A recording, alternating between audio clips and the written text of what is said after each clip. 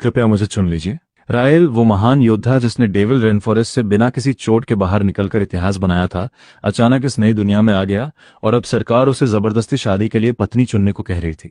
जल्दी करो और फैसला लो, इतना समय क्यों लगा रहे हो? क्या हुआ, कोई परेशानी है? मुझे ऐसे घूरने की हिम्मत मत करना। क्या तुम विरोध करना चाहते हो? ठीक है, आज तुम्हें दो पत्नियां चुननी होंगी, वरना मेरी तलवार फैसला करेगी।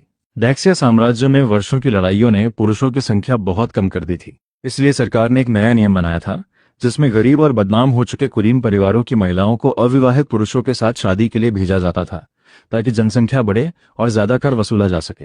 कृपया मुझे चुन लीजिए। अगर किसी ने मुझे नहीं चुना तो मुझे मनोरंजन घरों में भेज दिया जाएगा और उससे अच्छा मैं मरना पसंद करूंगी। सोवा, सुंदरता रेटिंग 89%, भरोसा स्तर 10%, इनाम मिला, रहने की जगह और स्टोरेज स्पेस अनलॉक। रायल हैरान था। सरकार से मिली ये पत्नी सिर्फ खूबसूरत ही नहीं थी, बल्कि उसे इनाम भी मिल रहे थे। उसने फैसला कर लिया, ये पहली होगी, लेकिन नियम के अनुसार उसे दूसरी पत्नी भी चुननी थी। तभी उसकी नजर ब्रिन पर पड़ी। शायद ये अधिकारी जानबूझकर उसे परेशान कर रहा था। आखिर रायल ने उसका क्या बिगाड़ा था? या फिर समस्या ये थी कि रायल जरूरत से ज्यादा आकर्षक था? ब्रिन, सुंदरता रेटिंग 91%, भरोसा स्तर 20%, इनाम मिला, शुरुआती शिकार कौशल और जानवरों को वश में करने की क्षमता। कोई खतरा नहीं, पूरा फायदा। ये दूसरी होगी, अधिकारी ने ताना मारते हुए कहा। तुम्हारी पसंद काफी शानदार है। टैक्स जमा करने की तारीख तक सिर्फ आधा महीना बचा है। यहाँ लोगों की गिनती के हिसाब से कर लिया जाता है, इसलिए कमी मत होने देना, वरना कानून के अनुसार सजा मिलेगी। अब अंदर जाओ। दिन के उजाले में दोनों महिलाएं उसके घर आ गईं। घर बिल्कुल खाली था। दोनों महिलाओं ने पश्चिम वाले कमरे को अपना लिया और रायल पीछे वाले पहाड़ की तरफ शिकार करने निकल गया। ये साधारण धनुष उसकी पुरानी दुनिया वाली बंदूक जैसा नहीं था, लेकिन काम चल सकता था। उसने एक ही तीर से पेड़ की डाल पर बैठे शिकार को गिरा दिया। ऐसी सटीकता अगर सेना में दिखाता तो कम से कम बड़ा कमांडर बन चुका होता। उसने दोनों से कहा, तुम आराम करो, मैं जल्दी वापस आऊंगा। स्टोरेज स्पेस की ताकत सच में कमाल थी। तभी उसे एक जानी पहचानी आवाज सुनाई दी। जेड, रायल, तुम यहाँ क्या कर रहे हो? जल्दी कोई रस्सी या सहारा दो, मैं नीचे गिर जाऊंगी। रायल ने उसे ऊपर खींच लिया। ठंड बहुत ज्यादा थी। तुम इस पहाड़ पर अकेली क्या कर रही थी? मेरी माँ बीमार है, डॉक्टर के लिए पैसे नहीं है और दवा खरीदने के लिए भी कुछ नहीं बचा। घर का अनाज टैक्स के लिए बचाना जरूरी था, इसलिए मैं जड़ी बूटियां ढूंढने आई थी, लेकिन किस्मत खराब थी और यहाँ फंस गई। रायल ने देखा कि जेड के पास खास कौशल थे, शिकार, इलाज और लोहार बनाने की कला। ये लड़की तो चलती फिरती खजाने जैसी थी। जेड ने पूछा, क्या तुम शिकार करने जा रहे हो? क्या मैं साथ आ सकती हूँ? मैं मजबूत हूँ, तुम्हारा सामान उठा सकती हूँ, बस मुझे 10% हिस्सा दे देना। मुझे अपनी माँ के लिए अच्छा खाना चाहिए ताकि वो जल्दी ठीक हो सके। रायल सोचने लगा कि अगर वो साथ आई तो खतरा बढ़ जाएगा, क्योंकि उसकी स्टोरेज क्षमता का राज खुल सकता था। उसने अपना कपड़ा निकालकर कहा, इसे पहन लो और घर चली जाओ। अगर मुझे कुछ मिला तो तुम्हारे घर भेज दूंगा। लेकिन तुम्हारे पास बारिश से बचने का कपड़ा नहीं है, तुम ठंड से जम जाओगे। मेरे पास मोटा कोट है, ये कपड़ा बर्फ के लिए है और अभी बर्फ आने वाली नहीं है। अब खड़ी मत रहो, घर जाओ। रायल, बहुत धन्यवाद। तुमने आधे दिन में इतना सब कैसे कर लिया? बस किस्मत अच्छी थी। नदी का एक हिस्सा अभी जमा नहीं था, वहां जानवर पानी पीने आते हैं। आज रात चिकन बनाएंगे, लेकिन हमें खाना बनाना नहीं आता। चिंता मत करो, मैं सीख लूंगा।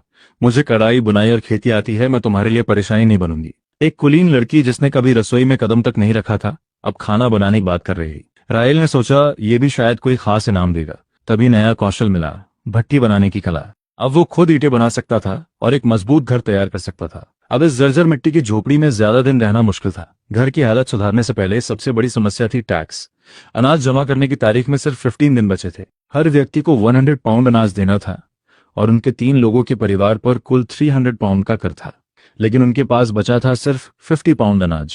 इसलिए रायल को आने वाले दिनों में लगातार शिकार करना होगा और मांस बेचकर शहर से अनाज खरीदना पड़ेगा। 300 पाउंड भी काफी नहीं थे, क्योंकि खबर थी कि इस साल सरकार ने नापने का तरीका बदल दिया था। टैक्स की तराजू में 1 पाउंड अनाज सिर्फ आधा ही माना जा रहा था। इसका मतलब उन्हें कम से कम 375 पाउंड अनाज चाहिए होगा, वरना अधिकारी उन्हें परेशान करेंगे। इन भ्रष्ट अधिकारियों की हिम्मत तो देखो। बाजार में अनाज की कीमत 30 सिक्के प्रति पाउंड थी और मांस लगभग 100 सिक्के प्रति पाउंड बिकता था। नुकसान और बाकी खर्च छोड़कर रायल को कम से कम 200 पाउंड मांस का इंतजाम करना होगा।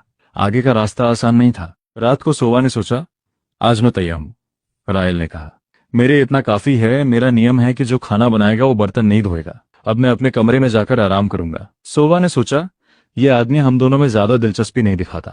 अगर उसे हमारी जरूरत नहीं होगी तो क्या होगा? ब्रिन ने कहा, चिंता मत करो, वो अच्छा इंसान है और काफी ताकतवर भी है। हमारी किस्मत अच्छी है कि हमें ऐसा पति मिला। तभी रायल वहां आया। जेड, मैं यहाँ तुम्हारे लिए मांस लेकर आया हूँ। मैंने कल वादा किया था। तुम्हारी माँ कैसी है? माँ जी, मैं आपको देखने आया हूँ। जेड, बाद में आपके लिए गर्म सूप बनाएगी। मैं शहर जा रहा हूँ, शायद वहां से कोई दवा या जड़ी बूटी मिल जाए। रायल, तुम्हारा बहुत धन्यवाद। तभी पीछे से आवाज आई, कौन है वहां? स्कैब, तुम यहाँ क्या कर रहे हो? उसने कहा, इतनी बड़ी बात क्या है? मैं बस थोड़ा सा मांस ले रहा था। रायल ने गुस्से में कहा, चोरी कर रहे हो और ऊपर से ऐसे बात कर रहे हो? स्कैब बोला, तूने मुझे धक्का दिया? याद रख, मैं ये चाकू तेरी पीठ में घोंप कर निकाल सकता हूँ। रायल ने कहा, सालों से तुमने इनसे अनाज छीना है, पैसे लूटे हैं और अब मेरे घर से चोरी करने आए हो? तुम्हें इतनी हिम्मत किसने दी? स्कैब चिल्लाया, जो चीज मुझे चाहिए वो मेरी है, मर जा। लेकिन अगले ही पल रायल ने उसे जमीन पर पटक दिया। स्कैब दर्द से चिल्लाया, आह, तुमने मेरे साथ क्या किया? मेरी कमर टूट रही है। रायल ने कहा, जितना अनाज तुमने जबरदस्ती लिया है और जितने सिक्के चुराए हैं, ब्याज के साथ कुल 1000 सिक्के बनते हैं। कल मेरे घर लेकर आना, अगली बार मैं इतना नरम नहीं रहूंगा। जेड ने भावुक होकर कहा, धन्यवाद रायल। वो कई सालों से हमें परेशान कर रहा था।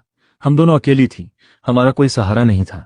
रायल ने कहा, तुम्हें अपने आंगन की दीवारों पर कांटे लगाने चाहिए ताकि कोई आसानी से अंदर ना सके, वरना वो फिर से चढ़कर आ सकता है। ये सुरक्षित नहीं है। जेड ने कहा, समझ गई, मैं अभी व्यवस्था करती हूँ। कुछ समय बाद रायल बाजार की तरफ गया। वहां उसकी मुलाकात एक आदमी से हुई जो मीठी बातें कर रहा था। अरे साहब, जरा रुकिए, आप इस घर के मालिक लगते हैं। आपके चलने का अंदाज किसी बड़े आदमी जैसा है। रायल ने कहा, मैं नहीं, मैं तो बस यहाँ का प्रबंधक हूँ। सामने वाले ने कहा, ओह, तो आप ही इस जगह के मैनेजर हैं? आपकी चाल देखकर तो मुझे लगा आप खुद मालिक होंगे। माफ कीजिए, मैंने आपका नाम नहीं पूछा। उसने जवाब दिया, मेरा नाम जेड थेरॉन है। तुम काफी समझदार हो और बातों में भी तेज हो। बताओ क्या काम है? रायल कहा, कुछ दिन पहले मैं पहाड़ पर शिकार करने गया था और किस्मत से एक हिरन पकड़ लिया। क्या आपके मालिक का घर इसे खरीदना चाहेगा? थेरॉन ने मांस देखा और कहा, ये तो अच्छा माल है, इसकी क्या कीमत चाहते हो? रायल बोला, ये कोई साधारण मांस नहीं है, इसे पकाने पर शानदार स्वाद आता है। बाजार में इसकी कीमत लगभग 150 सिक्के प्रति पाउंड है। यहाँ करीब 40 पाउंड मांस है। मैं इसे 5000 सिक्कों में दूंगा। थेरॉन ने कहा, बहुत ज्यादा है, ज्यादा से ज्यादा 4000 दूंगा। रायल मुस्कुराया और बोला, अगर सच में खरीदना है तो मैं इसे 7000 सिक्कों से कम में नहीं दूंगा। थेरॉन ने कहा, तुम मेरे साथ सौदा कर रहे हो या मजाक? 5000 सिक्कों की चीज को 7000 में बेच रहे हो?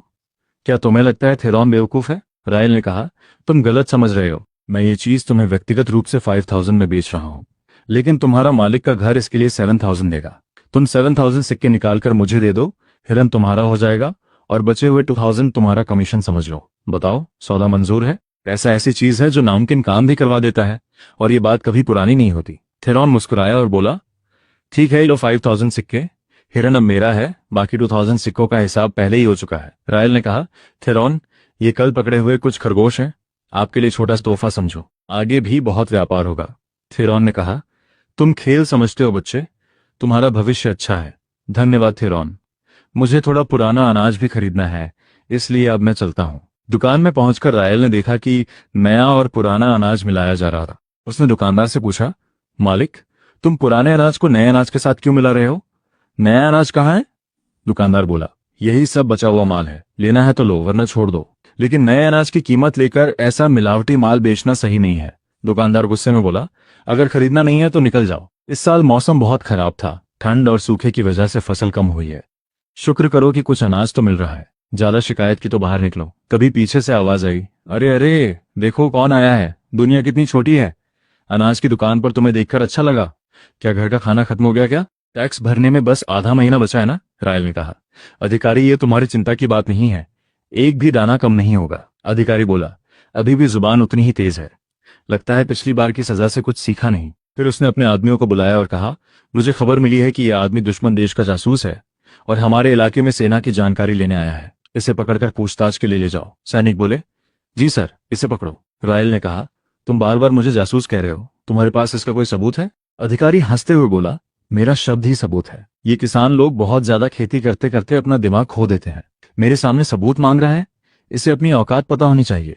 रायल बोला, ठीक है, मैं तुम्हारे साथ चलता हूँ। जेल कहाँ है? क्या मैं रात के खाने तक पहुंच जाऊंगा? अधिकारी हैरान होकर बोला, तुम क्या चाल चल रहे हो?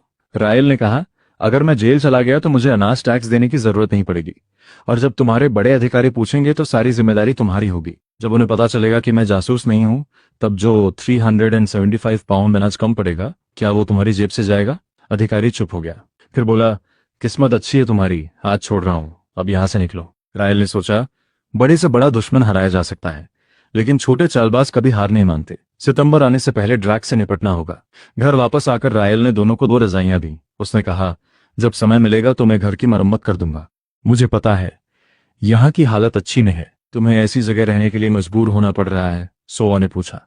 रायल, क्या तुम हमसे खुश नहीं हो? ये बात कहाँ से आ गई? हम दोनों दुनिया को समझते हैं, इसलिए साफ साफ बोलो। अगर तुम सच में हमें नहीं चाहते या कोई और परेशानी है तो हम चली जाएंगी। तुम अधिकारियों से कह देना कि हम भाग गई, चाहे तो हम अपराधी बन जाएं, लेकिन यहाँ बोझ बनकर नहीं रहेंगी। रायल ने कहा, मुझे तुम दोनों से कोई शिकायत नहीं है। मेरी पत्नियां इतनी खूबसूरत है, इससे ज्यादा मैं और क्या चाह सकता हूँ? लेकिन अभी सबसे जरूरी चीज अनाज का टैक्स है, और सच्चा रिश्ता हर पल साथ रहने से साबित नहीं होता। हमारे पास आगे बहुत समय है। क्या ये सच में सिर्फ एक साधारण किसान गांव है? रायल को नया कौशल मिला। नाइट विजन अनलॉक हो चुका था और उसकी स्टोरेज क्षमता भी बढ़ सकती थी। ये तो बहुत बड़ा फायदा था। लगता है थोड़ी मीठी बातें करने से भी अच्छे परिणाम मिलते हैं। अब चाहे कोई कितना भी छिपे, बच नहीं सकता। उसे अल्टीमेट जानवरों को वश में करने की क्षमता भी मिल गई। ये शक्ति उम्मीद से भी ज्यादा शानदार थी। तभी उसे खजाने के नक्शे का एक टुकड़ा मिला। ऐसा लग रहा था जैसे किसी ने जानबूझकर इस नक्शे को कई हिस्सों में बांटकर अलग अलग जगह छिपाया था। रायल ने टुकड़े को ध्यान से याद किया और फिर उसे नष्ट कर दिया। तभी कोई बोला, रायल, मैंने सुना है तुम शिकार करने लगे हो। बहुत समय हो गया है, घर में मांस नहीं आया, सोचा तुमसे थोड़ा मांग लूं। रायल ने कहा, कोई समस्या नहीं। जब बड़े भाई खुद मांग रहे हैं तो सबसे अच्छा हिस्सा मिलेगा, लेकिन मैं इसे मुफ्त में नहीं ले सकता। बाजार के हिसाब से 2 पाउंड का हिसाब कर लेना। बड़े भाई, क्या आप ड्रैक्स नाम के अधिकारी को जानते हैं? आज शहर में उसने मुझे लगभग जेल भिजवा दिया था। बड़े भाई ने कहा, ड्रैक्स? ये नाम सुना हुआ लगता है। हाँ, वो होंगटू काउंटी के मजिस्ट्रेट वॉल्डेस का भतीजा है। वॉल्डेस ऊपर से बहुत ईमानदार दिखता है, लेकिन अपने लोगों को बचाने में पीछे नहीं हटता। दोनों से दूरी बनाकर रखना। रायल ने सोचा, वॉल्डेस और ड्रैक्स दोनों सरकार के अंदर हैं, मतलब एक स्थानीय गुंडे के पीछे सरकारी ताकत भी है। मामला अब और उलझ गया है। ब्रिन ने कहा, अब बता सकती हूँ। रायल कोई बाहरी आदमी नहीं है।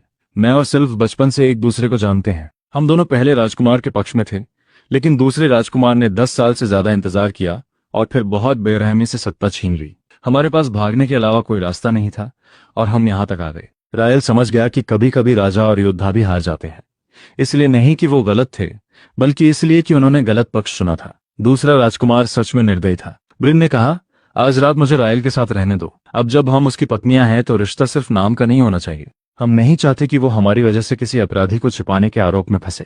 क्या तुम तैयार हो? ये रास्ता आसान नहीं होगा।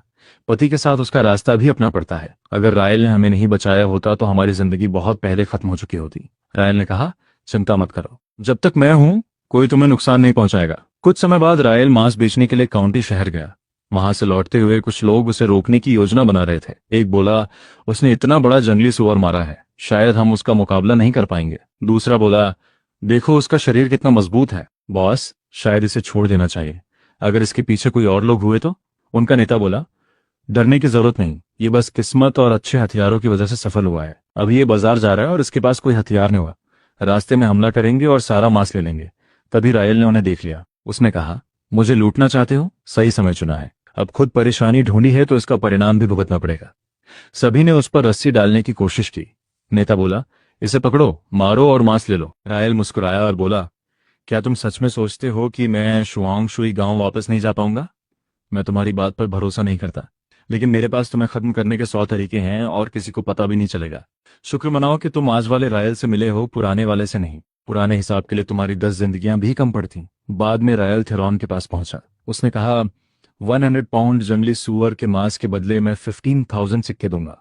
थेरॉन ने कहा, आप तो बहुत उदार हैं। रायल ने कहा, आपकी मेहरबानी के लिए ये 3000 सिक्के वापस रखिए, इसे आपकी मेहनत की फीस समझिए। थेरॉन मुस्कुराया और बोला, अब इसे कहते हैं असली व्यापार। बेजर का मांस बहुत मुश्किल से मिलता है। मैं तुम्हें इसके 6000 सिक्के दूंगा। पूरा पैसा रखो। जब दोनों तरफ फायदा होता है तो व्यापार लगातार चलता रहता है। धन्यवाद थेरॉन। वैसे तुमने पहले पुराने अनाज के बारे में पूछा था, क्या वो टैक्स के लिए चाहिए? रायल ने कहा, हाँ, घर में 3 लोगों का खर्च है, इसलिए जरूरत ज्यादा है। थेरॉन बोला, आजकल पुराना अनाज मिलना आसान नहीं है। सरकार ने इसकी सप्लाई पर कड़ा नियंत्रण कर रखा है, लेकिन मुझे एक रास्ता पता है। तुम सीवाई अनाज की दुकान पर जाना और मेरा नाम लेना। थेरॉन का नाम काफी होगा। रायल ने कहा, समझ गया। धन्यवाद थेरॉन। बाजार में एक आदमी आवाज लगा रहा था, आइए देखिए, सिर्फ 10,000 सिक्कों में एक को घर ले जाइए। ये सब बिना रजिस्ट्रेशन वाले लोग हैं, इन्हें अनाज टैक्स नहीं देना पड़ता। मौका मत गंवाइए। तभी एक औरत बोली, साहब जल्दी मत जाइए, एक नज़र देख लीजिए, पूरा दिन खड़ी हूँ लेकिन एक भी बिक्री नहीं हुई, मैं आपको कम कीमत में दे दूंगी। रायल ने सोचा, क्या मैं ऐसा आदमी दिखता हूँ जिसके पास 10,000 सिक्के हों? तभी सिस्टम ने बताया, भरोसा स्तर 0, पहली मुलाकात और पहले ही कोई प्रभाव नहीं, कोई इनाम भी नहीं मिला। लेकिन उसने सोचा, चलो इसे एक अच्छा काम समझ लेते हैं। उसने पूछा, इसकी कीमत कितनी है? व्यापारी बोला, साहब आपकी पसंद अच्छी है, इसका नाम वेस्पर है, आज बिक्री नहीं हुई इसलिए आधी कीमत कर देता हूँ, सिर्फ 5,000 सिक्के। रायल ने पूछा, क्या खाना बनाना आता है? अगर आता है तो मेरे साथ चलो। सिस्टम ने दिखाया कि उसकी मदद करने के बाद भी भरोसा स्तर कम हो गया। व्यापारी बोला, पैसा पहले सामान बाद में, एक बार सौदा हुआ तो वापस नहीं होगा।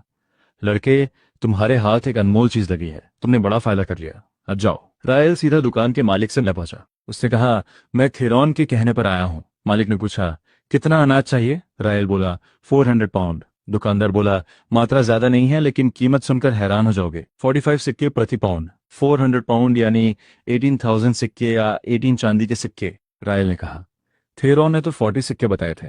दुकानदार बोला, वो 3 दिन पहले की कीमत थी, मेरी गलती है कि मैंने थेरॉन को नई कीमत नहीं बताई, लेकिन क्योंकि तुम उसके भेजे हुए हो इसलिए साफ बता देता हूँ। 3 दिन पहले बिंगजो सेना ने पूरे इलाके में भारी मात्रा में पुराना अनाज खरीदना शुरू कर दिया। अब पुराना अनाज बहुत कम बचा है। कुछ व्यापारी नए अनाज को पुराने में मिलाकर बेच रहे हैं और कुछ तो पूरा नया अनाज बताकर बेच रहे हैं। लेकिन मेरी दुकान ईमानदारी से काम करती है, 45 सिक्के सबके लिए सही कीमत है। तो रायल बोला, ठीक है, सौदा मंजूर है, लेकिन आज मेरे पास पूरे पैसे नहीं है, मैं अभी 200 पाउंड ले जाता हूँ और बाकी 200 पाउंड के लिए जमा राशि छोड़ देता हूँ, 3 दिन बाद आकर बाकी ले जाऊंगा। दुकानदार बोला, ठीक है, बस 10 चांदी के सिक्के जमा कर दो। फिर रायल वेस्पर की तरफ देखकर बोला, अब तुम मेरे साथ चलोगी, तुम्हारा काम होगा घर के बाहरी काम और मेहनत वाले काम करना। वेस्पर हैरान होकर बोली, मैं? रायल बोला, हाँ तुम, मैंने तुम्हें आराम करने के लिए नहीं खरीदा है, काम करना होगा। सिस्टम ने बताया, भरोसा स्तर 15 अंक नीचे चला गया। वेस्पर गुस्से में बोली, जब तुमने मुझे बांध रखा है तो मैं मदद कैसे करूंगी? रायल ने सोचा, इतनी खूबसूरत लड़की को संघर्ष करते देखना भी अलग ही अनुभव है, इसमें हिम्मत तो है। घर पहुंचने के बाद ब्रिन ने पूछा, रायल ये कौन है? रायल ने कहा, रास्ते में लोगों की बिक्री लगी थी, शिकार के लिए मुझे अक्सर बाहर जाना पड़ता है और घर में खाना बनाने वाला कोई नहीं था, इसलिए इसे ले आया। तुम्हारा नाम क्या है? लड़की बोली, वेस्पर। ब्रिन ने पूछा, आज गांव में कुछ हुआ क्या? वेस्पर ने कहा, हाँ, एक अजीब बात हुई। करीब 10 अधिकारी गांव में आए थे और हर घर में जाकर पूछ रहे थे कि क्या 11 साल पहले कोई आदमी यहाँ 2 छोटी बच्चियों के साथ आया था। इतने साल पुराने मामले को अचानक क्यों खोदा जा रहा है, यही समझ नहीं आ रहा, कुछ तो गड़बड़ है। वॉल्डिस इतने सालों से काउंटी मजिस्ट्रेट है, क्या वो किसी को ढूंढ रहा है? क्या ये हमसे जुड़ा हुआ है? रायल ने कहा, ज्यादा मत सोचो, चिंता मत करो, पहले बताओ, क्या तुम पत्ता गोभी के साथ ब्रेज्ड पसलियां बना सकती हो? जाकर खाना बनाना शुरू करो। वेस्पर ने पूछा, रसोई कहाँ है? रायल ने कहा, बाहर निकलो और दाईं तरफ मुड़ जाना। 2 छोटी बच्चियों के साथ एक आदमी 11 साल पहले, क्या वो हमें ढूंढ रहे हैं? क्या उन्होंने हमें खोज लिया? क्या वो आदमी हमारा पिता था? नहीं, ऐसा नहीं हो सकता। तभी ब्रिन घबराकर आई और बोली, रायल, बहुत बड़ी समस्या हो गई है। रायल ने कहा, शांत हो जाओ, शुरुआत से बताओ क्या हुआ। ब्रिन बोली, बड़े भाई पर पास के जियोजा गांव के लोगों ने हमला कर दिया है, वो बहुत गुस्से में हैं और तुम्हारे पीछे आ रहे हैं, तुम्हें छिपना चाहिए। रायल ने पूछा, जियोजा गांव वाले मेरे पीछे क्यों आएंगे? क्या मैंने उनके इलाके में जाकर शिकार किया और जंगली सुअर मार दिया? ब्रिन ने कहा, जियोजा के शिकारी कह रहे हैं कि उन्होंने उस सुअर का कई दिनों तक पीछा किया था और तुमने बीच में आकर उसे ले लिया। रायल ने कहा, तो क्या हुआ? पहाड़ कब से जियोजा गांव की संपत्ति बन गया? ये सरकारी जमीन है, यहाँ कोई भी शिकार कर सकता है। ब्रिन ने कहा, लेकिन वो बहुत सारे हैं और सब ताकतवर शिकारी हैं, वो रास्ते में है, तुम्हें सच में छिप जाना चाहिए। रायल ने कहा, छिपूं? वो तो मेरे दरवाजे तक आ गए हैं, अब मैं कहाँ जाऊं? हर समस्या का कोई ना कोई रास्ता होता है। तभी बाहर से आवाज आई, रायल, तुमने जियोजा गांव के शिकार क्षेत्र में बिना अनुमति घुसकर शिकार किया है, आज तुम्हें जवाब देना होगा, बाहर निकलो। तभी एक आवाज आई, वहीं रुक जाओ। एक कदम और बढ़ाया तो ये तीर किसी को नहीं छोड़ेगा। जियोजा वालों ने देखा कि एक महिला धनुष लेकर खड़ी थी। एक आदमी बोला, इस औरत में बहुत हिम्मत है। रायल, तुम एक औरत के पीछे छिप रहे हो, ये कैसी मर्दानगी है? रायल ने कहा, पहाड़ सरकार की जमीन है, कब से ये जियोजा गांव का शिकार क्षेत्र बन गया? और तुम्हें मेरे शिकार किए हुए सुअर पर दावा करने का अधिकार किसने दिया? किस आधार पर? जियोजा वालों ने कहा, हमने उस सुअर का 7 दिन और 7 रात पीछा किया था, तुमने हमारा शिकार छीन लिया, आज या तो पैसे दो या मांस वापस करो, वरना जो होगा उसके जिम्मेदार तुम खुद होगे। भाइयों, आगे बढ़ो। ब्रिन ने तुरंत तीर तान दिया। उसने कहा, कोई आगे नहीं बढ़ेगा, एक भी हरकत की तो तीर सीधा चलेगा। एक आदमी गुस्से में बोला, तुम क्या कर रही हो? और रायल, तुम अपनी पत्नी को रोक नहीं सकते? ये तो बहुत खतरनाक है। रायल ने कहा, मैं क्यों रोकूं? तभी किसी ने कहा, खबर है तुमने बड़े भाई को मारा था। बड़े भाई हमारे गांव की इज्जत है। अगर तुमने उन्हें चोट पहुंचाई तो तुमने पूरे शुआंगशुई गांव का अपमान किया है। ये मामला खत्म नहीं हुआ। जाओ और बड़े भाई को यहाँ लेकर आओ। फैसला वो खुद करेंगे। थोड़ी देर बाद कुछ लोग बोले, ठीक है, तुम ही बताओ क्या चाहते हो। हम भी पहाड़ों में रहने वाले लोग हैं, बस जिंदगी चलाना चाहते हैं। इतना बड़ा झगड़ा करने की जरूरत नहीं है। उन्होंने कहा, तुमने हमारे गांव के मुखिया को मारा है, इसलिए अभी जाकर बड़े भाई से माफी मांगो। अगर वो तुम्हें माफ कर दें तो बात खत्म। रायल ने पूछा, बड़े भाई कहाँ हैं? उन्हें यहाँ आना चाहिए था। तभी एक आदमी बोला, रायल, हमें बहुत अफसोस है। बड़े भाई कहते हैं कि जियोजा वालों की मार खाने के बाद उन्हें चक्कर आ रहे हैं, पैरों में दर्द है और शरीर हिल नहीं रहा। शायद वो चल भी नहीं सकते। ये सुनकर जियोजा के एक आदमी ने कहा, बकवास है, हमने तो बस एक थप्पड़ मारा था। एक थप्पड़ से कोई लकवाग्रस्त कैसे हो सकता है? दूसरे ने कहा, उनकी उम्र भी ज्यादा है और शरीर कमजोर है। कभी कभी एक झटका भी बड़ी परेशानी बना देता है।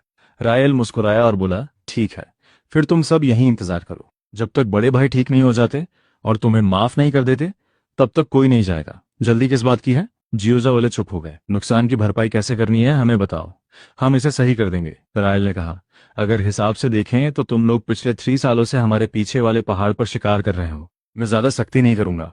हर साल 600 पाउंड मांस के हिसाब से कुल 1800 पाउंड बनते हैं। क्या कहते हो? जियोजा गांव वालों ने गुस्से में कहा, यह बिल्कुल मुमकिन नहीं है। रायल, ऐसा मत सोचो कि हम तुमसे डर गए हैं। हम ईमानदारी से समझौता करने आए हैं, लेकिन अपनी सीमा मत पार करो। 1800 पाउंड मांग रहे हो?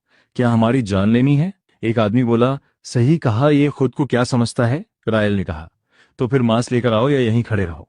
मुझे कहीं जाने की जल्दी नहीं है। अंदर खाना भी है, पानी भी है और आराम करने के लिए गर्म बिस्तर भी। मेरे लिए एक कटोरा पानी ले आओ, थोड़ा प्यास लगी है। उधर कुछ लोग आपस में बात करने लगे। ये औरत आखिर कहाँ से आई? ऐसी तीरंदाजी तो सामान्य नहीं है। पता नहीं, लेकिन इससे उलझना सही नहीं होगा। तभी अंदर से आवाज आई, बाहर सब ठीक है, इतने सारे लोग हैं। किसी ने कहा, जब रायल वहां है तो डर किस बात का? जंगली सुअर के पैर में अभी भी मेरा तीर फंसा हुआ है, शायद अब तक दर्द से परेशान होगा। एक आदमी बोला, क्या तुम्हें डर नहीं है कि वो बदला लेंगे? रायल ने कहा था, पहाड़ों में शिकारी अक्सर मर जाते हैं, अगर वो दोबारा आए तो जिंदा वापस नहीं जाएंगे, यही नियम है। काफी बहस के बाद जियोजा वाला कहा, ठीक है, 1000 पाउंड मांस, इससे ज्यादा 1 ग्राम भी नहीं। अगर तुम्हें मंजूर नहीं तो फिर लड़ाई होगी। हम हारेंगे तो तुम्हें भी साथ ले जाएंगे।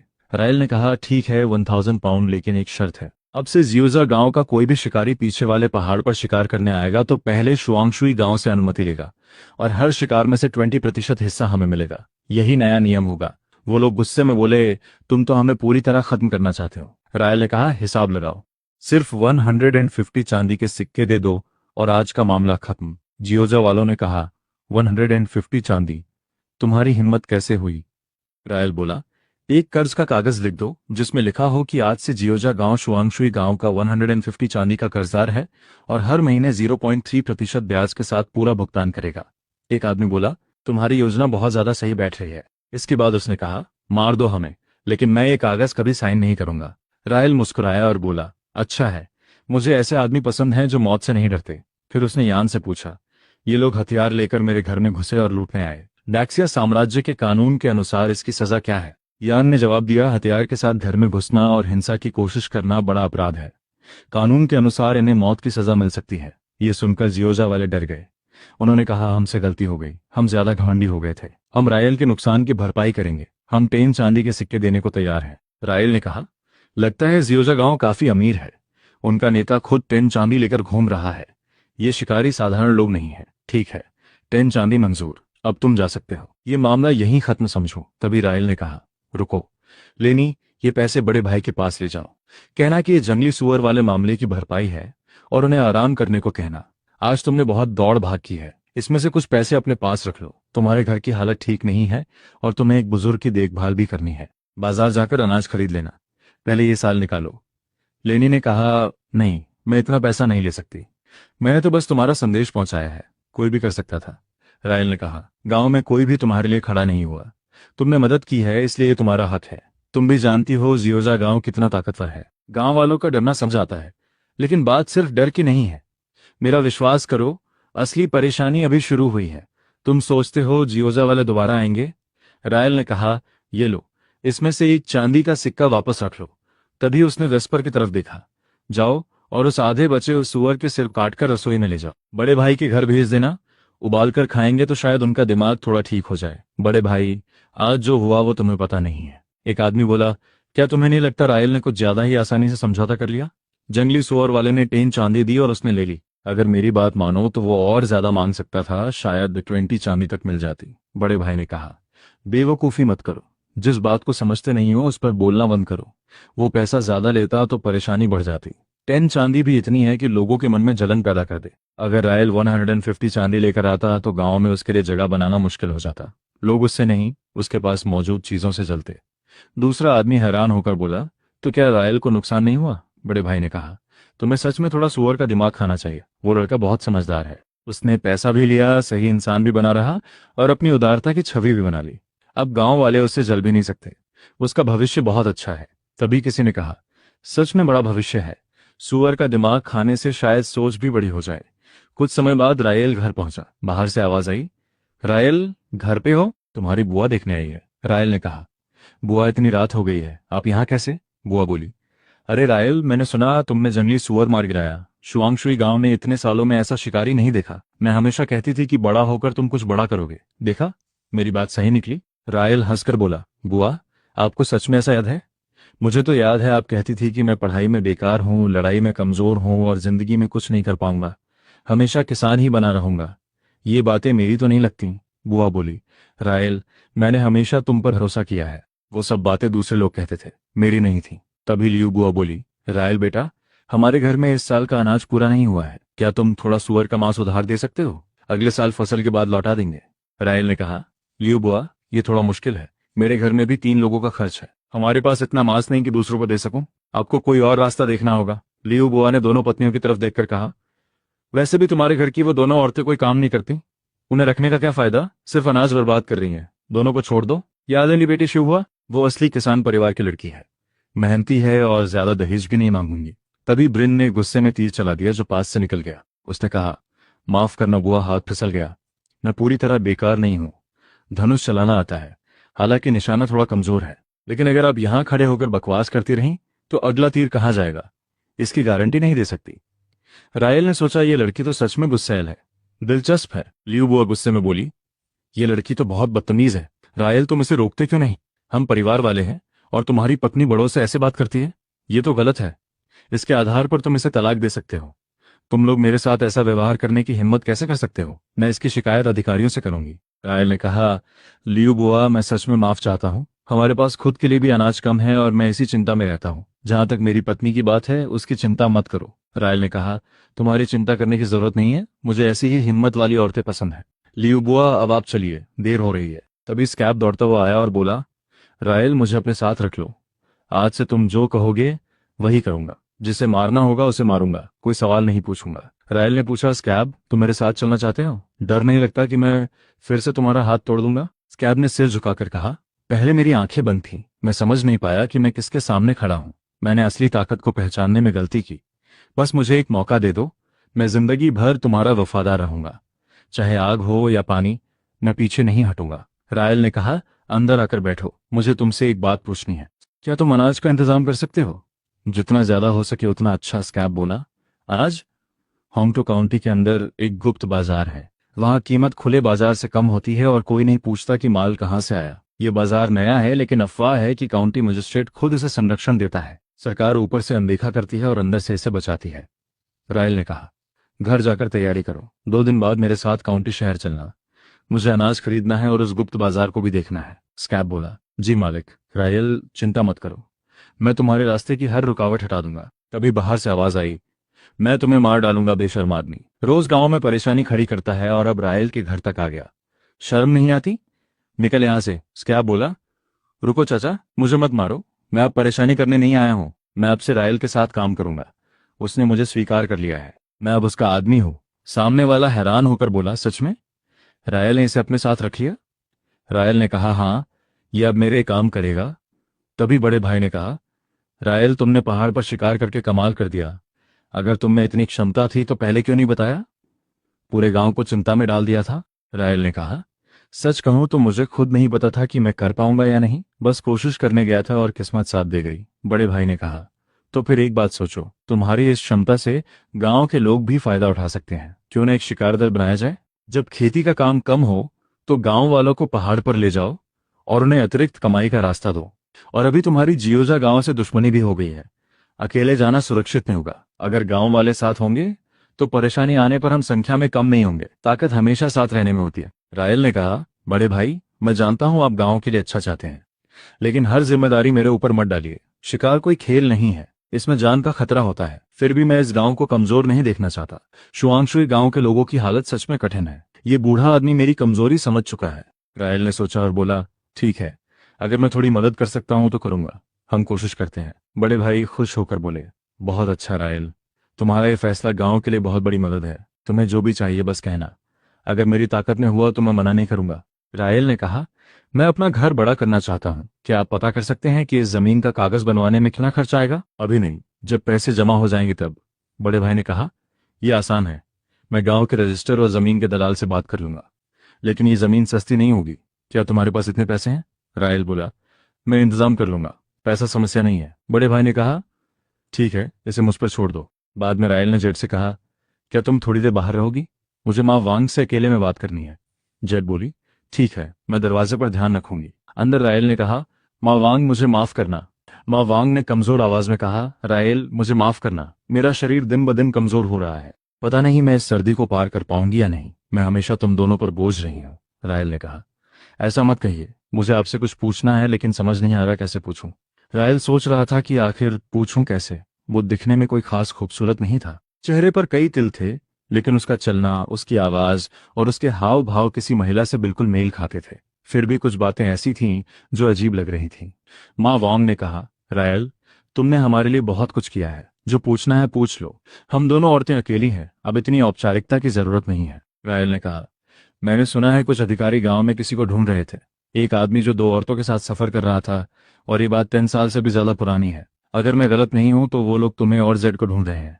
माँ वांग घबरा गई और बोली, ये कैसे हो सकता है? कोई भी बात हमसे मेल नहीं खाती। रायल ने कहा, बहुत सारी बातें मेल नहीं खाती, क्योंकि तुम दोनों ने अपनी पुरानी पहचान छोड़ दी और अपना रूप बदल लिया।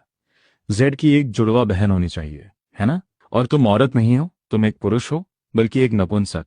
पकड़े जाने के डर से तुमने खुद को औरत की तरह दिखाया और पिछले 11 सालों से इन पहाड़ों में छिपकर रह रहे हो। माँ वांग हैरान होकर बोली, तुम्हें ये सब कैसे पता? तुम आखिर हो कौन? रायल मुस्कुराया और बोला, लगता है मेरा अंदाजा सही था, तुम सच में नपुंसक हो। माँ वांग डरते हुए बोली, तुम क्या चाहते हो? क्या तुम हमें अधिकारियों को सौंप दोगे? रायल ने कहा, ऐसा कुछ नहीं है, बस कुछ बातें थीं जो मुझे परेशान कर रही थी, इसलिए सच जानना चाहता था।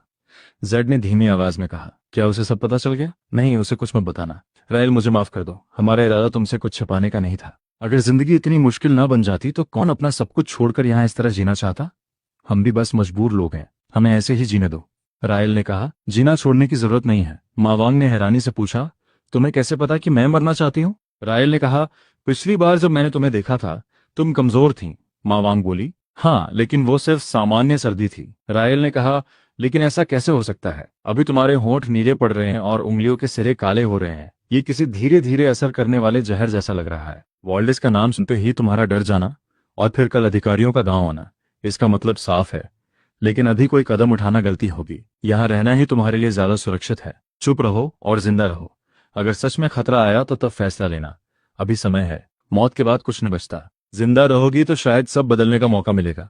रायल ने सोवा से पूछा, क्या 11 साल पहले बिंगझो में कोई अजीब घटना हुई थी, खासकर किसी अधिकारी के परिवार से जुड़ी? सोवा ने सोचा और कहा, 11 साल पहले डैक्सिया साम्राज्य के 333वें वर्ष में बिंगझो के राजकुमार ने उत्तर की तरफ सेना भेजी थी और वेहे को हरा दिया था।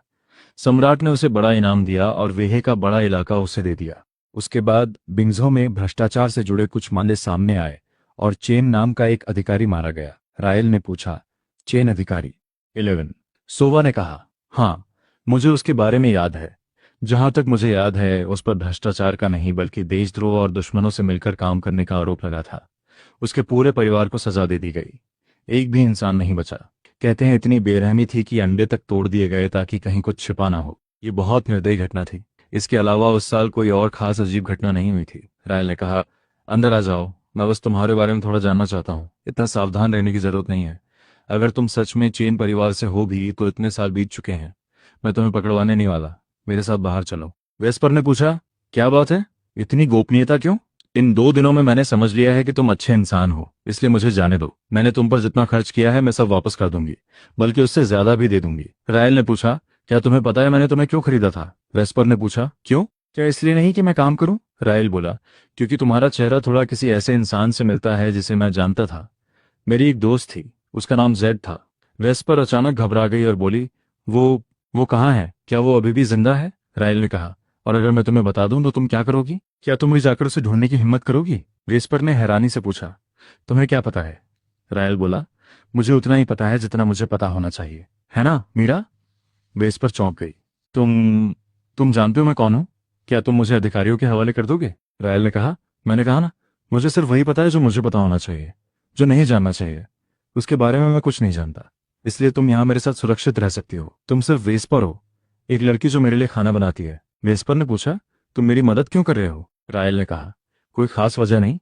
अगर जाना चाहती हो तो अपना सामान तैयार कर लो, मैं तुम्हें थोड़े पैसे दे दूंगा और रात में चुपचाप निकल जाना।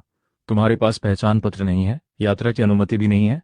अगर दिन में सैनिकों ने पकड़ लिया तो वो तुम्हें मार डालेंगे। और हाँ, पहाड़ों में भेड़िए, बाघ, भालू और जंगली सुअर भी हैं। रात में जाना तो संभल कर, कहीं किसी जानवर का शिकार मत बन जाना। सिस्टम ने बताया। मीरा की भरोसा रेटिंग अब 10 हो गई है। भरोसा स्तर 10 पर पहुंच गया। रायल ने सोचा, हत्या करने की कला अब ये काम आएगी, लेकिन सिस्टम की दी हुई बेसिक हत्या तकनीक शायद अलग तरह की होगी। कौशल प्राप्त करो। ड्रैक्स को अनाज टैक्स लेने के बाद जिंदा नहीं रहने देना है। अब मेरे पास ये क्षमता है तो उसकी मौत ऐसी दिखनी चाहिए जैसे एक हादसा हुआ हो। कुछ समय बाद मौसम बहुत खराब था। रायल सोच रहा था ड्रैक्स कहाँ है, तभी किसी ने कहा, एक आवाज भी निकाली तो जान से जाओगे। ड्रैक्स। ड्रैक्स सिल्का के कमरे में गया था। सिल्का का कमरा दूसरी मंजिल के बिल्कुल पूर्वी हिस्से में है। ड्रैक्स की हत्या के बाद अधिकारी पहुंचे। उन्होंने पूछा, मेरे मालिक, कल रात ड्रैक्स के साथ कौन था? जवाब मिला, सिल्का थी, लेकिन वो इतनी डरी हुई है कि कुछ बोल नहीं पा रही। उसका दिमाग जैसे सुन्न हो गया है। अधिकारी कहा, सिल्का को शांत करो। सिल्का, डरो मत, ध्यान से सोचो, कल रात क्या हुआ था? मैं वादा करता हूं तुम्हें न्याय मिलेगा। सिल्का कांपते हुए बोली, मुझे नहीं पता। अचानक किसी ने मेरे सिर पर कंबल डाल दिया। वो एक आदमी था। फिर मुझे गर्दन पर तेज दर्द महसूस हुआ और मैं बेहोश हो गई। जब होश आया तो ड्रैक्स मर चुका था। अधिकारी ने पूछा, मतलब तुमने उस आदमी की लंबाई या शरीर भी नहीं देखा? सिल्का रोते हुए बोली, मालिक, मैं सच कह रही हूँ, मैंने कुछ नहीं देखा, कृपया मुझे माफ कर दीजिए। अधिकारी ने आदेश दिया, गार्ड्स, इसे ले जाओ, इसे जेल में डाल दो। सिल्का चिल्लाई, दया कीजिए मालिक, दया कीजिए। फिर पूछा गया, हत्या का हथियार क्या था? क्या पता चला? जवाब मिला, मालिक, लगता है हथियार बर्फ की नुकीली छड़ी थी, लेकिन जब हम पहुंचे तब तक वो पिघल चुकी थी और कोई निशान नहीं बचा। अधिकारी कहा, हत्यारे को कैसे पता चला कि ड्रैक्स इसी कमरे में होगा, या फिर हत्यारा अंदर का कोई आदमी है? दूसरे ने जवाब दिया, इसकी संभावना कम है। कल रात एक नौकर लड़का पीछे वाले आंगन में गश्त कर रहा था। किसी ने उसे रास्ते में रोका था और उस लड़के को धमकी देकर ड्रैक्स की जगह पूछी गई थी। अब वो लड़का भी बेहोश पड़ा है। इसका मतलब हत्यारे का एक साथी जरूर था। दोनों को पकड़ो, जेल में डालो, अच्छी तरह पूछताछ करो। मैं देखना चाहता हूं कि पहले उनकी जुबान टूटती है या जेल के औजारों से उनका हौसला। रायल ने सोचा, मैंने ड्रैक्स को मारने के लिए बर्फ की सुई का इस्तेमाल किया था। अगर दोबारा वही तरीका अपनाया तो मैं खुद अधिकारियों को सबूत दे दूंगा। इतनी बड़ी गलती नहीं कर सकता। उधर पहाड़ों में कुछ लोग खड़े थे। एक नेता बोला, सब साथ रहो, मैं देखना चाहता हूं कौन आगे बढ़ता है। उसने कहा, मुझे उम्मीद नहीं थी कि इतनी कम उम्र की लड़की की तलवारबाजी इतनी खतरनाक होगी। तुम भी। मैं ब्लैक रिवर माउंटेन से हूं। तुम्हारे जैसे कौशल वाले इंसान को इस छोटे गांव में क्यों रहना चाहिए? हमारे साथ पहाड़ पर चलो, आजादी से जियो, अपनी मर्जी से जियो। क्या कहती हो? ब्रिन ने कहा, ब्लैक रिवर माउंटेन, मेरा तुमसे कोई झगड़ा नहीं है, न कोई दुश्मनी है। फिर तुम मुझे मारना क्यों चाहते हो? नेता बोला, हमें पैसे मिले हैं, हम लोगों की समस्याएं खत्म करने का काम करते हैं। मुझे बस इतना ही पता है। रायल ने पूछा, मेरी जान की कीमत कितनी लगाई गई है? जवाब मिला, 100 चांदी के सिक्के। रायल हैरान हुआ, मेरी जान के लिए 100 चांदी? वॉल्डेस, तुम्हारी हिम्मत बढ़ती जा रही है। लगता है ये दुश्मनी अब और बड़ी हो गई है।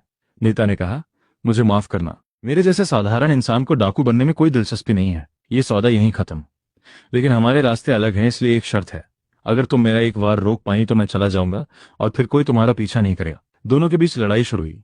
ब्रिन ने पूरी ताकत लगाई, लेकिन सामने वाला बहुत मजबूत था। नेता बोला, तुम्हारी तकनीक अच्छी है, लेकिन ताकत कम है, तुम मेरे सामने टिक नहीं सकती। ब्रिन बोली, क्या ऐसा है? तो आज पता चल जाएगा। नेता ने कहा, ताकत का अंतर सिर्फ तकनीक से पूरा नहीं किया जा सकता। तभी रायल ने सुना, विद्वान भूखे मरते हैं, योद्धा खर्च करते हैं। उसने सोचा, इसका मतलब क्या है? लड़ाई सीखने के लिए पहले शरीर को मजबूत करना पड़ता है। इसके लिए बहुत ज़्यादा मांस खाना पड़ता है ताकि शरीर में खून और ऊर्जा बढ़े। फिर औषधियों से स्नान करना पड़ता है। अलग अलग औषधियाँ अलग असर देती हैं। अच्छी औषधियाँ महंगी होती हैं लेकिन शरीर में शक्ति जल्दी जमा करती हैं। रायल ने पूछा, अंदर की शक्ति, इसे कैसे समझूं? जवाब मिला, बाहरी ताकत सिर्फ शरीर की ताकत होती है जिसकी सीमा होती है। अंदर की शक्ति मतलब शरीर के अंदर ऊर्जा और औषधियों का प्रभाव जमा होना। जितना ज्यादा जमा होगा इंसान उतना मजबूत होगा। रायल समझ गया, मतलब औषधियों से शरीर को मजबूत करके शक्ति अंदर जमा करनी होती है। तभी कहते हैं कि विद्वान भूखे रहते हैं और योद्धाओं पर पैसा खर्च होता है। ब्रिन ने कहा, मुझे एक ऐसा तरीका पता है लेकिन उसके सामान बहुत दुर्लभ और महंगे हैं। रायल ने कहा, अभी उसकी चिंता मत करो। वो नेता मुझे मार सकता था। अगर उसकी तलवार थोड़ी भी अलग दिशा में जाती तो मैं मर जाता। लेकिन वो जिस तरह मीरा को देख रहा था कुछ अजीब था। तभी रायल ने मीरा को देखा। मीरा ने पूछा, तुम मुझे ऐसे क्यों देख रहे हो? मैं किसी पहाड़ी डाकू के साथ नहीं हूं। रायल ने कहा, जाकर आराम करो, कल बहुत काम है। मीरा ने मन में सोचा, वो तीसरा कमांडर अंकल जियाओ था, वो डाकुओं के साथ कैसे हो सकता है? अगर उसने मुझे पहचान लिया था तो कुछ बोला क्यों नहीं? क्या वो सोचता है कि मेरे लिए मर जाना ही बेहतर है? पिता, माँ, मीरा आपको बहुत याद करती है। तभी अचानक कुछ अजीब हुआ। मीरा घबरा गई और बोली, ये क्या हो रहा है? क्या कोई इंसान, क्या यहाँ कोई सोया हुआ है? इतनी सुबह सुबह? ये दुनिया भी अजीब है। हर छोटा मोटा आदमी आकर ढोल बजाता है और शिकायत करने लगता है। एक चांदी का सिक्का दो और हम तुम्हारी शिकायत काउंटी मजिस्ट्रेट तक पहुंचा देंगे। 3 चांदी दो तो हम खुद तुम्हें उनके सामने ले जाएंगे। पैसे नहीं है तो यहाँ से चले जाओ। अदालत का दरवाजा दक्षिण की तरफ खुलता है, लेकिन बिना पैसे के अंदर कदम नहीं रखा जा सकता। यही नियम है। तभी रायल आगे बढ़ा और बोला, कृपया अपने अधिकारी को खबर कर दीजिए। कल रात ब्लैक रिवर माउंटेन के 5 डाकू मेरे घर में घुस आए थे। उनका इरादा मुझे मारने और लूटने का था। मैंने उनमें से 3 को मार गिराया और 2 भाग गए। मैं इसकी रिपोर्ट करने और इनाम लेने आया हूँ। अधिकारी हैरान होकर बोले, ब्लैक रिवर माउंटेन के खतरनाक डाकू? इस लड़के ने 3 को अकेले हरा दिया? जरूर कोई बड़ा योद्धा होगा। जल्दी से मजिस्ट्रेट को बताओ। सच में महान लोग कम उम्र में ही सामने आते हैं। मजिस्ट्रेट ने कहा, मैंने तुम्हारा नाम पहले सुना था लेकिन मुझे अंदाजा नहीं था कि तुम इतने सक्षम हो। मेरा सम्मान स्वीकार करो। रायल ने पूछा, मजिस्ट्रेट मुझे जानते हैं? वॉल्डेस ने मुस्कुराकर कहा, बिल्कुल। तुमने बिना किसी के कहे बिंगजो की मदद की। तुमने एक दोषी अधिकारी के परिवार से जुड़े 2 लोगों को शरण दी। अगर बिंगजो के सभी लोग तुम्हारे जैसे होते तो ये इलाका कब का समृद्ध हो चुका होता। लेकिन आम लोग सिर्फ सामने की चीजें देखते हैं, उन्हें बड़ी तस्वीर समझ नहीं आती। रायल ने कहा, आप मेरी ज्यादा तारीफ कर रहे हैं। मैं भी बस एक साधारण इंसान हूँ। वॉल्डेस ने कहा, मैंने सुना है तुम्हारा मेरे भतीजे ड्रैक्स से कुछ विवाद था। मैं सोच रहा था कि इस मौके का इस्तेमाल करके तुम दोनों की बात करा दूं। दुश्मनी को बढ़ने देने से अच्छा है उसे समय पर खत्म कर देना। लेकिन अफसोस, मेरा बेचारा भतीजा कुछ दिन पहले अपने बिस्तर में ही मारा गया। रायल ने हैरानी का नाटक करते हुए कहा, ड्रैक्स मर गया? ये तो दुर्भाग्य है। मैं तो खुद उससे हिसाब लेने वाला था। उससे पूछना चाहता था कि वो लोगों पर अत्याचार क्यों करता है। लगता है अब मुझे ये परेशानी नहीं उठानी पड़ेगी। वॉल्डेस ने कहा, अधिकारियों ने बताया कि तुम्हारे घर पर हमला हुआ था। दुर्भाग्य से काउंटी कार्यालय के पास पर्याप्त लोग और साधन नहीं है। रायल बोला, मैं आपसे मदद मांगने नहीं आया हूँ बल्कि आपको एक श्रेय देने आया हूँ। 3 डाकुओं की लाशें मैंने काउंटी कार्यालय के पीछे वाले दरवाजे पर भिजवा दी है। उनकी मौत को आप जिस तरह समझाना चाहें, आपकी मर्जी। वॉल्डेस ने तुरंत कहा, नहीं नहीं, ये सही नहीं होगा। मैं ऐसा श्रेय नहीं ले सकता जो मैंने कमाया ही नहीं। तुम मेरे लिए कुछ करना चाहते हो तो बदले में मुझे भी तुम्हारी मदद कर दो, वरना मेरा मन शांत नहीं रहेगा। रायल ने कहा, अगर आप इतना कह रहे हैं तो मेरी एक छोटी सी मदद कर दीजिए। वॉल्डेस ने पूछा, कैसी मदद? रायल बोला, मुझे याद है शुआंगशुई गांव के पीछे वाला पहाड़ माउंट वांगशियान बिंगझो के राजकुमार की निजी जमीन है। मुझे वो बंजर जमीन चाहिए। सिर्फ वही हिस्सा नहीं, आसपास की सारी खाली जमीन में भी मेरी रुचि है। वॉल्डेस हैरान होकर बोला, लगता है मैंने तुम्हें कम आंका था रायल। तुम इतनी बड़ी रकम जुटा सकते हो? रायल ने कहा, अभी नहीं, लेकिन एक दिन कर लूंगा। मैं बस पहले से योजना बना रहा हूँ। मुझे सही रास्ता ढूंढना है। वॉल्डेस ने कहा, मैं पता कर सकता हूँ, लेकिन बिंजो का राजकुमार पैसे की कमी में नहीं है। रायल ने जवाब दिया, आप बिंजो के राजकुमार नहीं हैं। आपको कैसे पता कि उसे पैसे की जरूरत नहीं होगी? हो सकता है उसे भी चिंता हो कि कोई इन बंजर जमीनों की देखभाल नहीं कर पाएगा। मैं आपकी मदद से बात को धीरे धीरे पता कर सकता हूँ। वॉल्डेस ने कहा, मैं कोशिश करूंगा, लेकिन ज्यादा उम्मीद मत रखना। मैं बड़ी दुनिया में छोटा आदमी हूँ। राजकुमार के दरबार में मेरी कोई खास ताकत नहीं है। फिर उसने कहा, ये चांदी के सिक्के अधिकारियों ने इकट्ठे किए थे। बिंगझो गरीब इलाका है, ऊपर से उन्हें लंबे समय से वेतन नहीं मिला है, इसलिए उन्हें गुजारा करने के तरीके ढूंढने पड़ते हैं। रायल, इसे दिल पर मत लेना। रायल ने पूछा, ये चांदी सिर्फ मुझे वापस मिलेगी या? रायल ने पूछा, क्या ये पैसे उन सभी लोगों को वापस मिलेंगे जिन्होंने काउंटी में कदम रखा है? वॉल्डस ने कहा, मैं भला सबको कैसे लौटा सकता हूँ? ये तो मैं सिर्फ इसलिए कर रहा हूँ क्योंकि तुमसे अभी मिला हूँ और लगता है कि हमारे विचार मिलते हैं। मैं इसे अपनी जेब से ठीक करूंगा, किसी और के लिए मैं ऐसा नहीं करता। रायल ने कहा, अगर ऐसा है तो धन्यवाद मेरे स्वामी, आप सच में अपनी जनता की चिंता करने वाले मजिस्ट्रेट हैं। वॉल्डस के जाने के बाद विंस ने पूछा, मेरे स्वामी, आप उसके बारे में क्या सोचते हैं? विंस बोला, इस आदमी को हल्के में नहीं लिया जा सकता। उसका दिमाग बहुत खतरनाक है और उसके तरीके भी बेहद सख्त हैं। उसने ब्लैक रिवर माउंटेन के डाकुओं को भी ऐसा फंसा दिया कि उन्हें पीछे हटना पड़ा। मुझे अब और यकीन हो रहा है कि ड्रैक्स की मौत के पीछे उसी का हाथ है। क्या आप उसका बदला लेना चाहते हैं? वॉल्डेस ने कहा, सिर्फ जिंदा लोगों की कीमत होती है, मरे हुए लोग सिर्फ लाश होते हैं। पहले देखते हैं कि क्या हम उसे अपनी तरफ ला सकते हैं। ऐसा ताकतवर इंसान हमारे लिए बहुत बड़ा फायदा होगा। विंस ने पूछा, क्या आप उसे इस्तेमाल करना चाहते हैं? वॉल्डेस ने कहा, अगर वो हमारा वफादार बन जाए तो सबसे अच्छा होगा, लेकिन अगर उसने मना किया तो हमें उसे खतरा बनने से पहले खत्म करना होगा। वॉल्डेस ने पूछा, तुम्हें मेरी सेवा करते हुए कितना समय हो गया? विंस ने कहा, मेरे स्वामी 14 साल। जब मैं 8 साल का था तभी आपकी सेवा में आया था।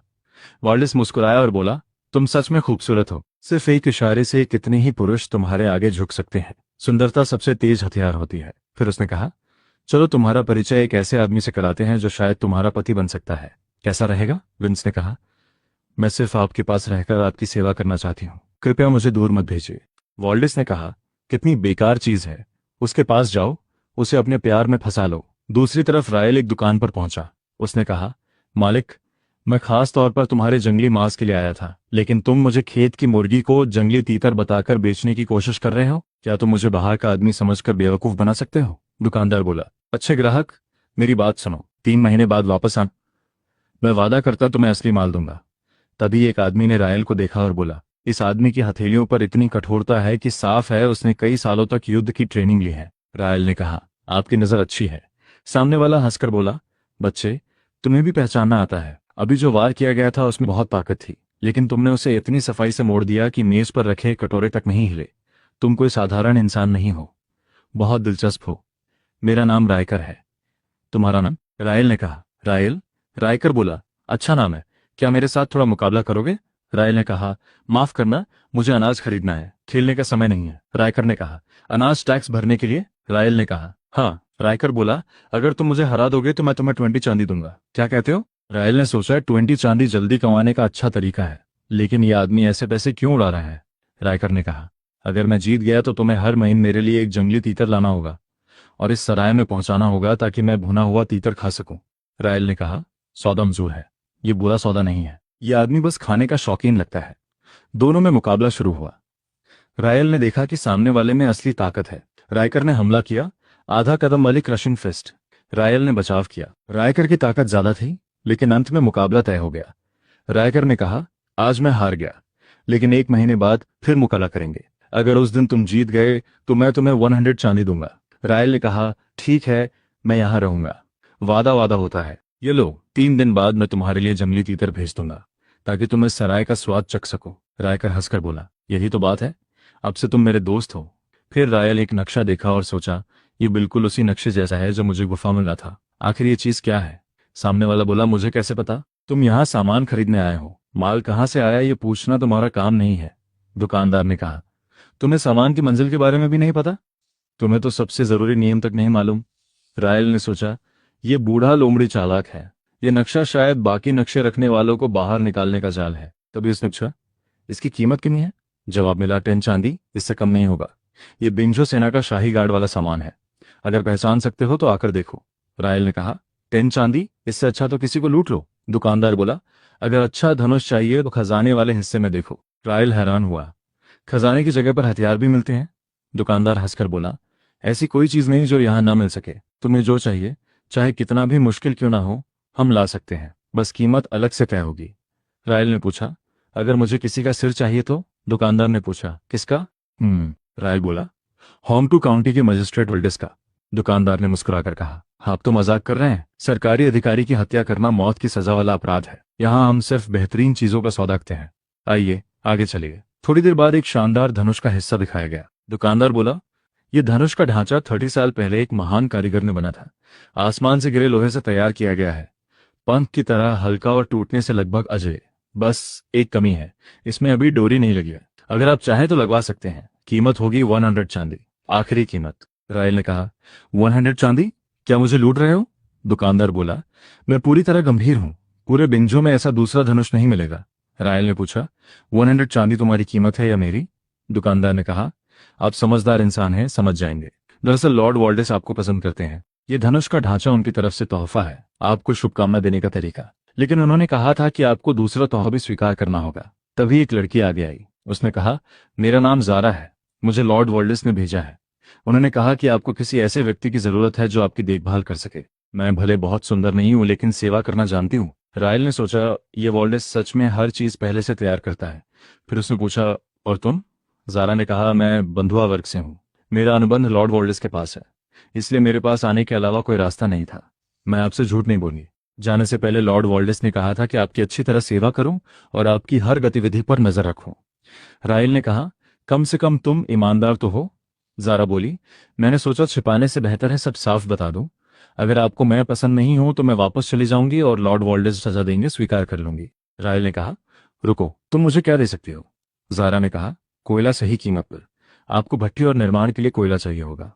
काले बाजार में इसकी कीमत बहुत ज्यादा है। मैं सही लोगों को जानती हूँ, कम से कम 30% सस्ता दिला सकती हूँ। रायल ने पूछा, और क्या? जारा बोली, जानकारी। लॉर्ड वॉल्डेस ने बिंजो में कई साल बिताए हैं।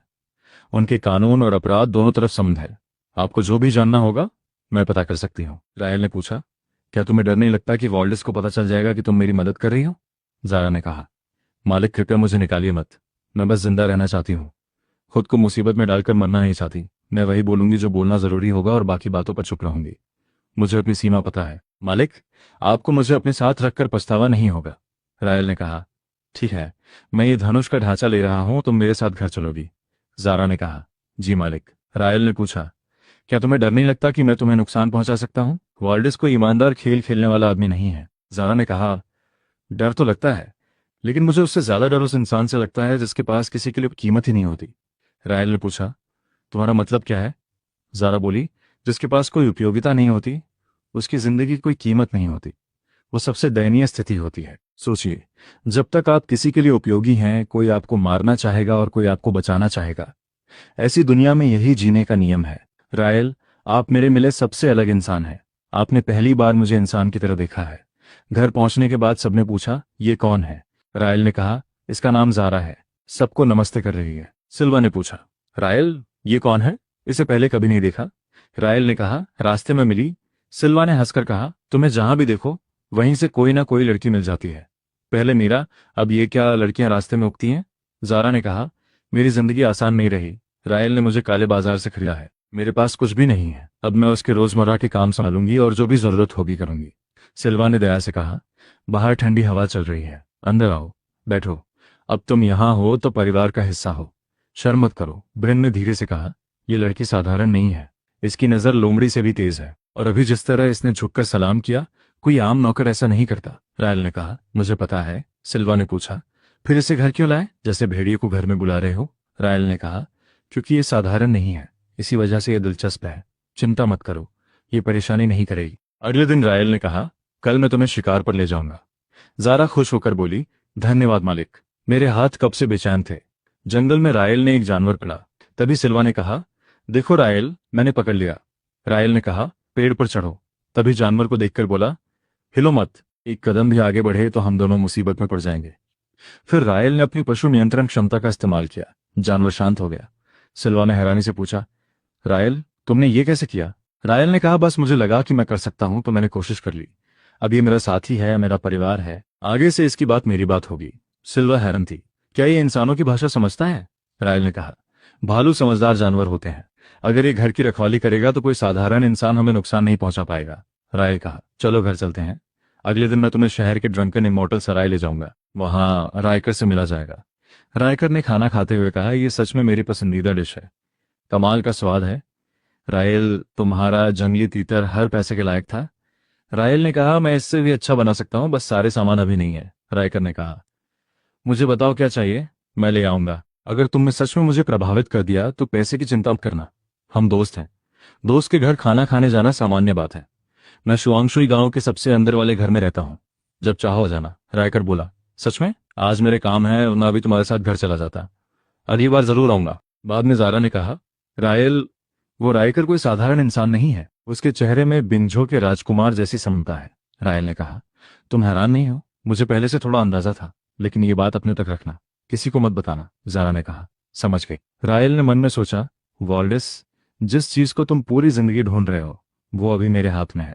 असली खेल अब शुरू हुआ है। तभी एक अधिकारी गांव में चिल्ला रहा था, तुम गंदे किसान बिंझो के राजकुमार को दिए जाने वाले अनाज टैक्स में धोखा करने की हिम्मत कैसे कर सकते हो? ये 2 माप भी नहीं है, मुश्किल से 1.5 माप है। क्या तुम विद्रोह करना चाहते हो? किसान डरते हुए बोला, अधिकारी साहब, मैंने कुछ गलत नहीं किया, मेरी तराजू में पूरा 2 माप था, कृपया दया करें, एक महिला बोली। अधिकारी साहब, इसका कोई बुरा इरादा नहीं था, इसे थोड़ा समय दे दीजिए, किसी इंसान के साथ इतना कठोर व्यवहार मत कीजिए। तुम कौन होते हो बीच में दखल देने वाले? हटो यहां से, ये सरकारी काम है। रायल ने कहा, मेरा नाम रायल है, ये मेरा अनाज टैक्स है, और ये शुआंगशुई गांव के मेरे पड़ोसी हैं। तुम अपने काम से काम रखो। तुम्हारे घर में 3 लोग हैं, इसलिए 3 माप अनाज टैक्स देना होगा। जब सब तैयार है तो तौल लो, एक भी लियाम कम नहीं होना चाहिए। तभी एक आवाज आई, रुको, मैं देर से आया हूँ, रास्ते में बर्फ की वजह से रुकावट आ गई। अधिकारी ने पूछा, और तुम कौन हो? अगर शुआंगशुई गांव से नहीं हो तो बीच में मत बोलो। एक शब्द और बोला तो ये कोड़ा नहीं देखेगा कि तुम कौन हो। उस आदमी ने कहा, मैं गांव का नहीं हूं, लेकिन मैं शर्त लगा सकता हूं कि खराब तराजू इन लोगों का नहीं बल्कि तुम्हारा है। शुआंगशुई गांव का मुखिया कौन है? तभी एल्डरसन आगे आए और बोले, मैं हूं। उस आदमी ने पूछा, एल्डरसन, गांव के पास 100 जिन वाला बाट है ना, उसे बाहर लाओ, मैं देखना चाहता हूं कि ये लोग कौन सा खेल खेल रहे हैं। अधिकारी गुस्से में बोला, तुम्हारी हिम्मत कैसे हुई? ये बिंझो के राजकुमार के लिए वार्षिक टैक्स है, अगर कुछ गलत हुआ तो क्या तुम नतीजे भुगत सकते हो? सैनिकों, इसे पकड़ लो। तभी उस आदमी ने अपनी पहचान दिखाई, ध्यान से देखो, मैं बिंझो पेट्रोल कार्यालय का निरीक्षक हूँ। तुम्हें लोगों से इस तरह टैक्स लेने की हिम्मत किसने दी? लोगों का अनाज चुराकर अपनी जेब भर रहे हो? क्या तुम्हें लगा कोई देख नहीं रहा? अधिकारी डर गया और बोला, निरीक्षक साहब, हमें माफ कर दीजिए, हम तो बस आदेश मान रहे थे। काउंटी मजिस्ट्रेट वॉल्डेस ने ऐसा करने को कहा था। उसने कहा, इस साल फसल अच्छी है, इसलिए 10% ज्यादा वसूलो। निरीक्षक गुस्से में बोला, बहुत बड़ी हिम्मत है उसकी। वापस जाओ और वॉल्डेस से कहना कि मैं शुआंगशुई गांव में उसका इंतजार कर रहा हूं। उसे खुद आकर जवाब देना होगा। अगर नहीं आया तो वो अपनी सरकारी टोपी भूल जाए। अधिकारी बोला, जी साहब, हम तुरंत संदेश पहुंचाएंगे। अब निकलो यहां से। गांव वालों, आज से अनाज वसूली बंद रहेगी। मैं पूरी जांच करूंगा और फैसला होने के बाद बताऊंगा। मैं भ्रष्ट अधिकारियों को इस गांव में लोगों को परेशान नहीं करने दूंगा। सब लोग अपना अनाज वापस घर ले जाओ। गांव वाले खुश होकर बोले, धन्यवाद मान साहब, भगवान आपका भला करे। तभी उस आदमी ने रायल से कहा, तो रायल, मैंने आज तुम्हारी जान बचाई है, अब तुम पर मेरा एहसान है ना? रायल मुस्कुराया और बोला, बचाया नहीं, तुमने बस इस मौके का इस्तेमाल अपनी अच्छी छवि बनाने के लिए किया है। हम दोनों जानते हैं, बिंजो का राजकुमार अभी सत्ता में आया है, उसके तरीके साफ नहीं है।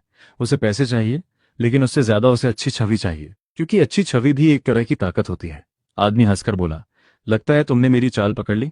तुम सच में बहुत तेज हो।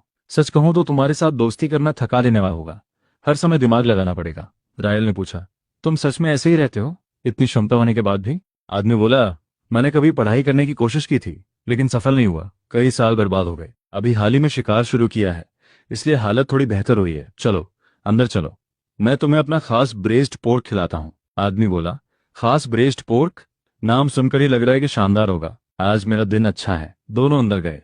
खाना खाते हुए बोला, ये तो मुंह में जाते ही पिघल रहा है। स्वाद गहरा है लेकिन भारी नहीं, जरा भी जंगलीपन का स्वाद नहीं। कमाल है, बिल्कुल कमाल। रायल ने कहा, अच्छा लगा तुम्हें पसंद आया। रायल ने फिर पूछा, रायकर, मैं तुमसे कुछ पूछना चाहता हूँ, पता नहीं ये तुम्हारे अधिकार में आता है या नहीं। रायकर ने कहा, पूछो, जब तक बात देशद्रोह की नहीं है, बाकी सब पर बात हो सकती है। रायल ने पूछा, शुआंगशुई गांव के पीछे जो जमीन और जंगल है, क्या वो बिंझो के राजकुमार की संपत्ति है? रायकर ने कहा, ज्यादा संभावना तो यही है, लेकिन पक्के तौर पर जानने के लिए मुझे रिकॉर्ड देखना पड़ेगा। तुम क्यों पूछ रहे हो? क्या तुम्हें शिकार की जगह चाहिए?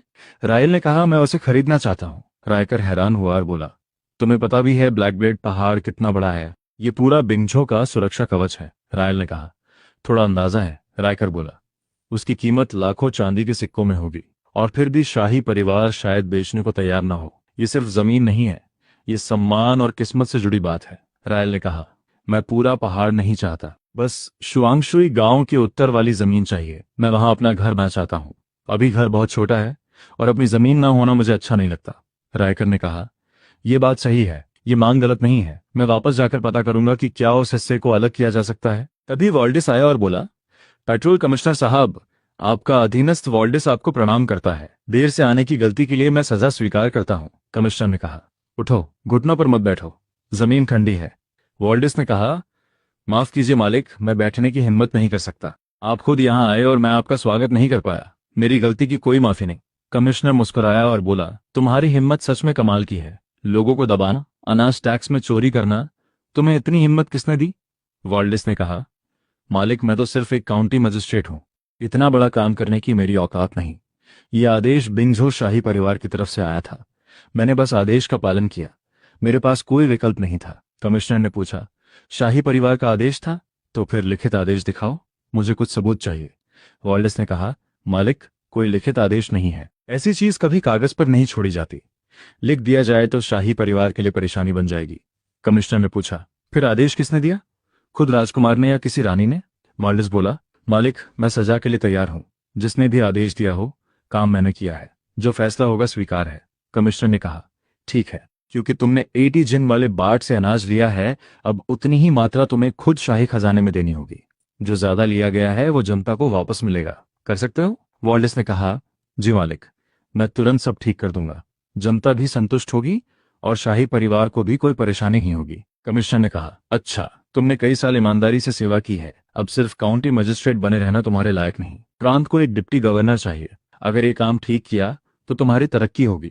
वॉल्डिस ने कहा, मालिक होंगटू काउंटी को अभी बहुत सुधार की जरूरत है। मेरा विश्वास है कि मैं यहाँ के लोगों को कम से कम भरपेट खाना दिला सकता हूँ। यही मेरी इच्छा है। कृपया मुझे यही करने दे। कमिश्नर ने कहा, यह मौका बार बार नहीं मिलेगा, सोच लो। वॉल्डिस ने कहा, आपके प्रस्ताव के लिए धन्यवाद, लेकिन मेरा फैसला तय है। मुझे अनुमति दें कि मैं आपके लिए अच्छी शराब लेकर आऊं। इसे माफी के रूप में स्वीकार करें। बाद में रायकर ने पूछा, तुम्हारी नजर में वॉल्डिस कैसा आदमी है? रायल ने कहा, चालाक बूढ़ी लोमड़ी, बहुत तेज दिमाग वाला। रायकर ने पूछा, और मैं तुम्हारी नजर में कैसा हूं? रायल ने कहा, एक शिकारी, बाहर से शांत लेकिन अंदर से हर चीज पर नजर रखने वाला। रायकर हंस पड़ा और बोला, शिकारी?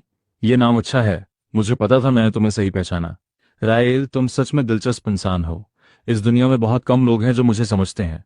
तुम उनमें से एक हो। तभी एक साथी ने कहा, मालिक क्या वो सामने झाउजिया गांव के शिकारी नहीं है? वो लोग घेरा बना रहे हैं। रायकर ने देखा और कहा, सही पहचाना, ये त्रिकोण वाला घेरा है। ये लोग तैयारी करके आए हैं। साथी ने पूछा, मालिक क्या हमें निकल जाना चाहिए? उनकी संख्या ज्यादा है और पहाड़ में सीधी लड़ाई हमारे लिए नुकसानदायक होगी। रायल ने कहा, अब देर हो चुकी है, चारों तरफ देखो। शिकारी बोले, अरे तुम जाउजिया गांव से हो ना? हम पहले भी पहाड़ पर मिले हैं। बैठकर बात कर लेते हैं। तीर और हथियारों की जरूरत नहीं है। सामने वाले ने गुस्से में कहा, चुप रहो रायल, अब माफी मांगने का समय निकल चुका है। आज जाउजिया गांव तुम्हें बताएगा कि हमारे खिलाफ जाने की कीमत क्या होती है। रायल ने कहा, तो आज जान की लड़ाई है? ठीक है, पहाड़ों में ही पता चलता है कि असली शिकारी कौन है। आगे बढ़ो। कुछ लोगों ने हमला शुरू किया। रायल ने कहा, तुम सच में मारने आए हो? ये इंसानों की जिंदगी है। तुम मुझे मार सकते हो, लेकिन मैं चुप नहीं रहूंगा। अभी चले जाओ तो मौका है। रुके तो मैं ऐसा करूंगा कि तुम्हें जीना भी मुश्किल होगा और मरना भी। उन्होंने तीर चलाने का आदेश दिया। तभी रायल को कुछ अजीब लगा। उसने कहा, रुको, ये सारे जाउजिया गांव के लोग नहीं हैं। ये तीर जाउजिया के जैसे हैं, लेकिन इन पर कुछ लगाया गया है। ज्यादा दूरी तक जाते हैं और ज्यादा खतरनाक है। कोई भीड़ में छिपकर जाउजिया गांव को इस्तेमाल कर रहा है। रायल ने कहा, बाहर आओ और मेरे सामने लड़ो। फिर उसने अपने साथी से कहा, तुम नीचे वाली घाटी से निकल जाओ, पीछे मत देखना। अब मैं तुम्हारी रक्षा नहीं कर पाऊंगा। उसने कहा, मालिक मैं आपको छोड़कर नहीं जा सकता। भले मैं कमजोर हूं, लेकिन भाग गया तो जिंदगी भर खुद को माफ नहीं कर पाऊंगा। तभी रायल ने कहा, ध्यान से देखो, तुम्हें कुछ दिखाता हूं। तभी भेड़ियों का झुंड आ गया। खून की गंध से वो आए थे। उनमें सबसे आगे भेड़ियों का राजा था। दुश्मनों ने कहा, रायल पहले अपने मतभेद भूलकर इस भेड़िए के राजा को मार लेते हैं, शिकार बांट लेंगे।